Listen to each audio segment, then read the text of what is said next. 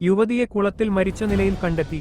വരവൂർ പിലാക്കാട് ഗോവിന്ദൻ ഉഷ ദമ്പതികളുടെ മകൾ 24 വയസ്സുള്ള ഗ്രീഷ്മയെയാണ് വരവൂർ മഞ്ഞച്ചിറ കുളത്തിൽ മരിച്ച നിലയിൽ കണ്ടെത്തിയത്. യുവതിയെ ഞായറാഴ്ച മുതൽ കാണാനില്ലായിരുന്നു. ഇതേ തുടർന്ന് ബന്ധുക്കൾ ചെറുതുരുത്തി പോലീസിൽ പരാതി നൽകിയിരുന്നു.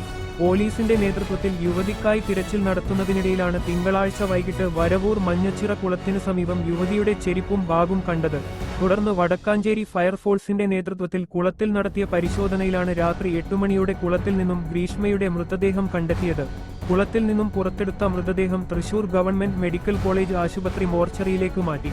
ചെറുതുരുത്തി, എരുമപ്പെട്ടി CIമാരുടെ നേതൃത്വത്തിലുള്ള പോലീസ് സ്ഥലത്തെത്തി മേൽ നടപടികൾ സ്വീകരിച്ചു. പാരാമെഡിക്കൽ വിദ്യാർത്ഥിനിയാണ് മരിച്ച ഗ്രീഷ്മ.